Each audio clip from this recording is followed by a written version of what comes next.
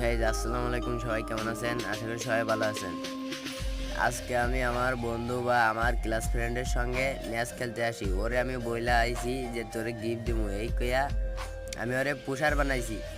ও আলাই কি করছে, ওরে নেট নাই, নেট চলে গেছে বা কি হয়েছে ওরে আল্লাহ জানে।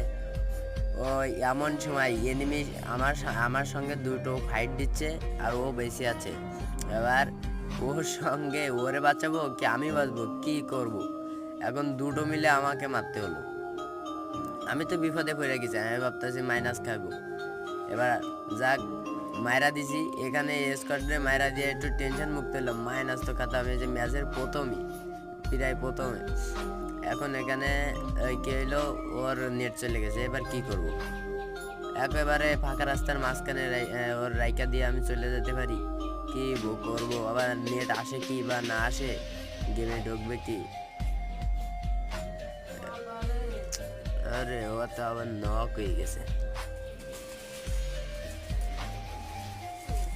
রিভাইভ দিয়ে দিলাম, রিভাইভ। কিছু করার নেই, কিচ্ছু করার নেই। মারা গেছে ও, ওরে আর বাঁচাইতে পারবো না। লাস্ট জনের দিকে চলে এসেছে না।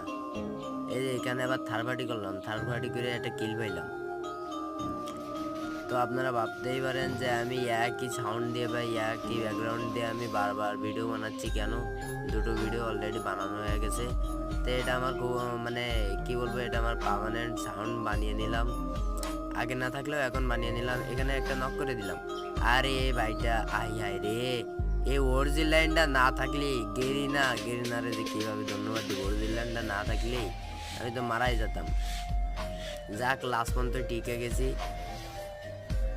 এখন কি হয়, বুয়া পাবো কি না পাবো তার নেই সন্দেহ।